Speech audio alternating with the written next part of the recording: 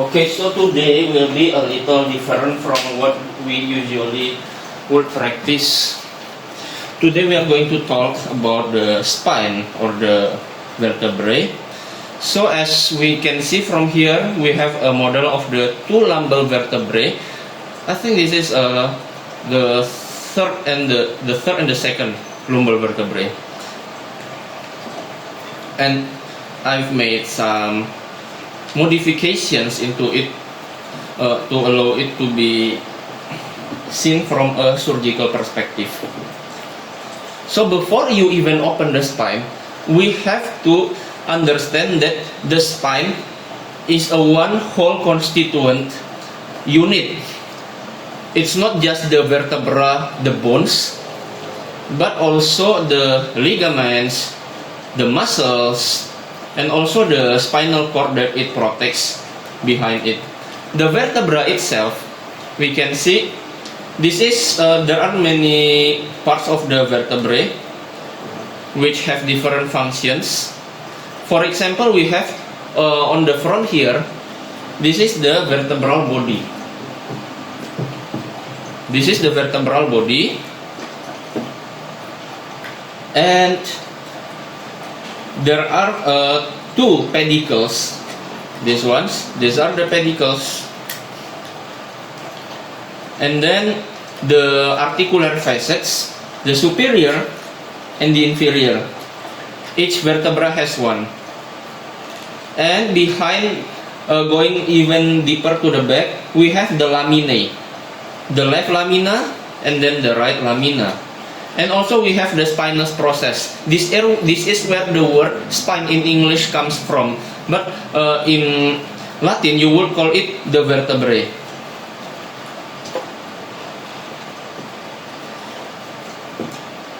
And in the center there is a hole. This hole is called the vertebral canal. It contains mainly the spinal cord or medulla spinalis. So from between two levels, there will be an intervertebral foramen. There will be a hole here, but we've not cut it out yet. And from there will go out the radix or the nerve roots. Okay, now we are going to practice dissecting the spine. Of course, with the currently available tools.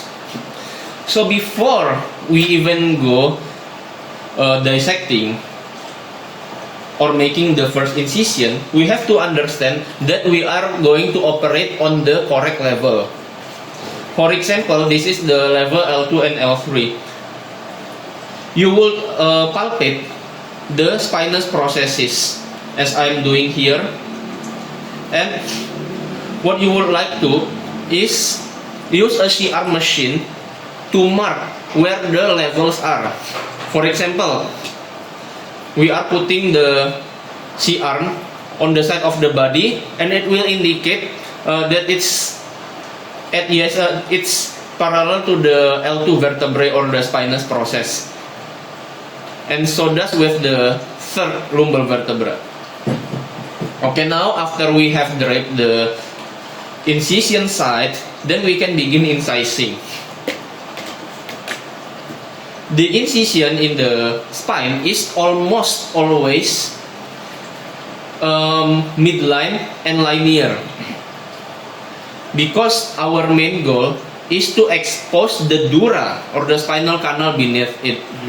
But in some cases, for example in anterior approaches or in lateral approaches, you can do other kinds of incision, but we are not doing it at this moment. So we make the incision and make sure that it's deep enough that you have correctly identified the fat. After that, what you are going to do is to continue. After you continue incising until you have identified the fascia.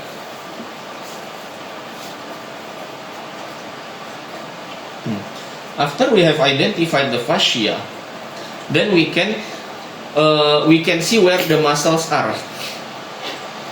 Then we can begin our work with the monopolar cautery. For this, we will usually need a Kopp's retractor,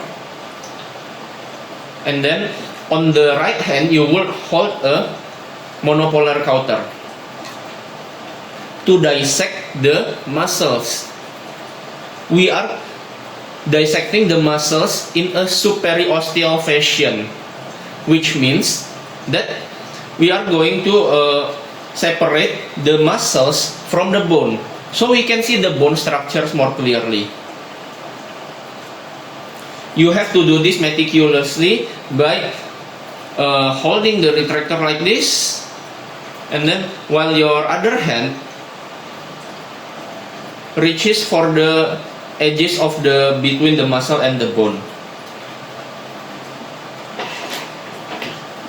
Let's just consider it done, and you will then need a retractor on both sides.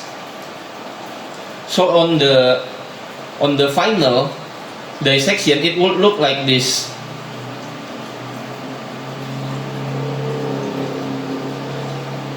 After the dissection is clear, we can see the parts of the vertebrae that we are going to dissect. For example, in laminectomy.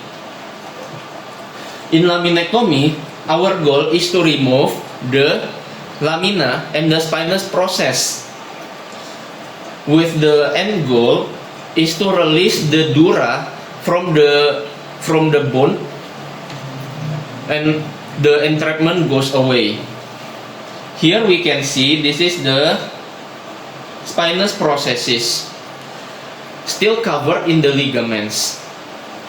For example, we have the supraspinous ligament here, the interspinous ligament, and also don't forget below that there is the ligamentum flavum that separates the dura of the spinal cord and the bone structures.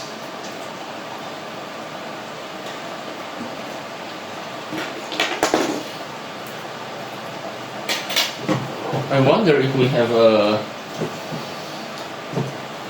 hard forceps here, but anyway, if you don't have access to hard forceps or a ronger, we can just use drills to incise, to open the bones.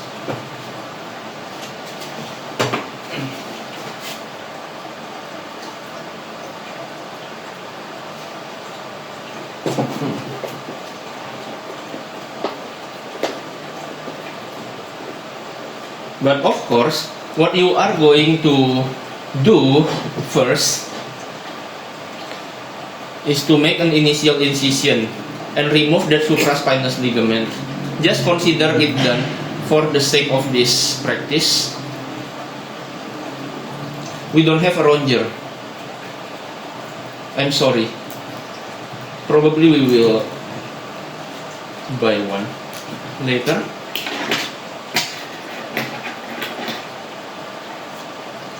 Ideally, this will be done using an osteotome, but since we don't have one, let's just consider it done.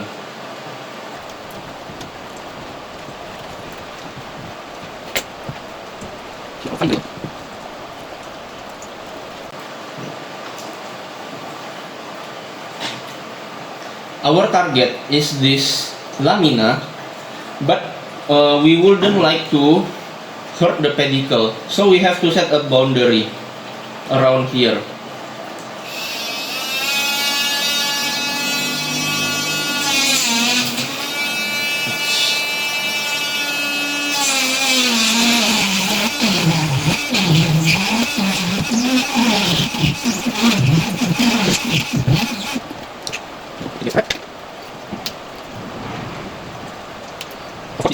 When we get the thing.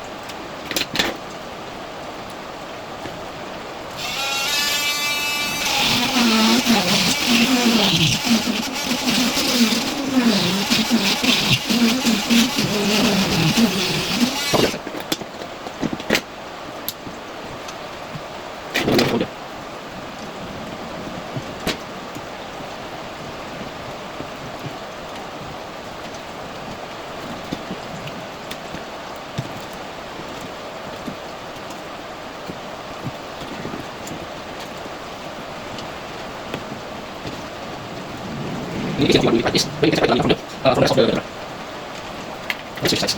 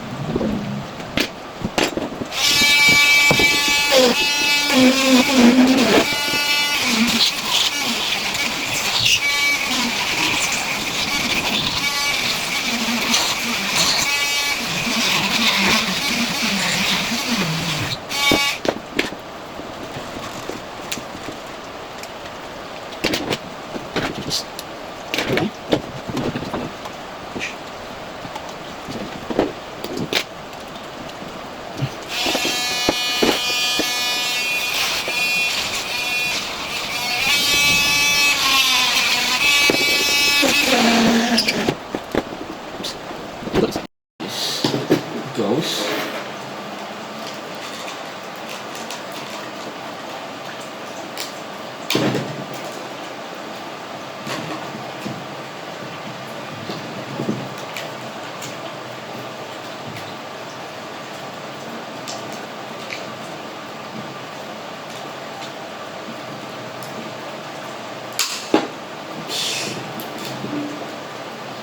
Oh no, we have to perform also the facetectomy. The facet is also removed. This is not ideal, but it's okay.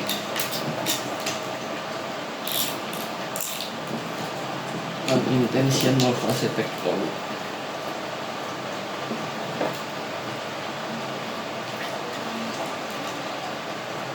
Oops.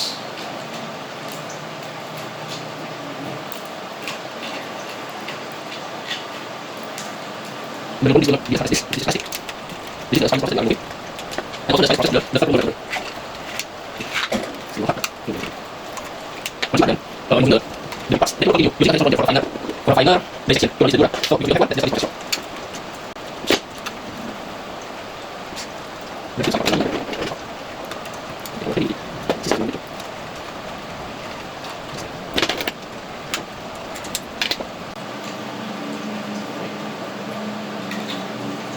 So this is the final product. When you have removed both the lamina and hopefully not the facet joints, this is what a good laminectomy should look like. You have released the spinal cord from whatever is impinging it in the bottom, and from there your laminectomy is done. But if you are doing it more than one level, it is advisable that you should put stabilization measures. For example, putting pedicle screws before closing the surgery.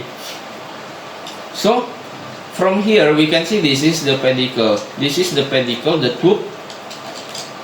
And what you are going to do is somehow inserting screws from a place that you would the first entry point. For example, this is the transverse process, right? This transverse process. You take a straight line, and then this is the line between the facet. You will insert the pedicle screw from this point, and then you advance it to the body, but don't let it protrude outside.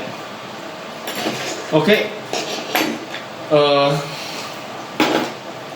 today is our spine tutorial, and I will be back with more content later. See you. Okay, now for the first half of our training, we are going to cut up something that can be used as the ligaments behind the galls.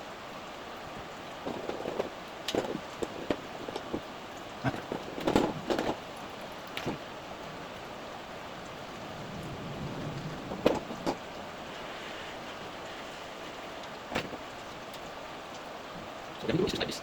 This like this. And then the rest of them goes to the nothing. Nice. Not bad. Nice part.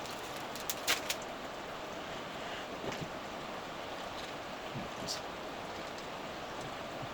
See this.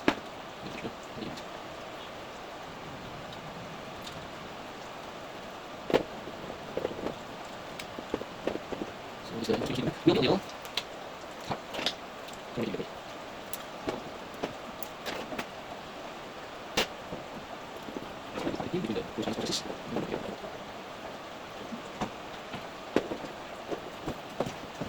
So here we have a model of the battery. All the pictures that we have seen about the spine, you got it wrong. Because we only got this is the bones, this is the muscles, and this is the ligaments, and you got this is the spinal cord. That's the stuff. But actually the spine, the spine is actually one single unit, and it's all together going to be separated into one or two parts. So we have the bones, we have the muscles, we have the ligaments, and we have the spinal nerve for the spinal cord. Here. Yes. Okay. When you first make a skin incision,